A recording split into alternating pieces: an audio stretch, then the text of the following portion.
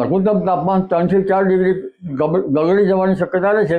એટલે સવારના ભાગમાં ઠંડીનો ચમકારો અનુભવાશે, પરંતુ ધીરે ધીરે આ બીજા સપ્તાહથી બીજા પખવાડિયાથી એટલે તારીખ 14 બાદ મહત્તમ તાપમાનમાં થોડો વધારો થશે. દરિયા કિનારાના ભાગોમાં મહત્તમ તાપમાન 29 ડિગ્રી સેલ્સિયસ આસપાસ રહેવાની શક્યતા રહેશે અને લઘુત્તમ તાપમાન 23 ડિગ્રી સેલ્સિયસ આસપાસ રહેવાની શક્યતા રહેશે.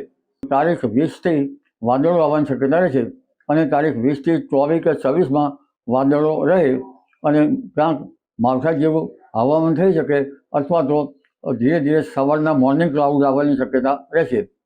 પરંતુ ડિસેમ્બરની શરૂઆતમાં ઠંડા પવનો ફૂંકાય વધુ અને 22મી ડિસેમ્બરથી આકરી ઠંડી પડવાની શક્યતા રહે છે, જે કૃષિ પાકો માટે સારી ગણી શકાય.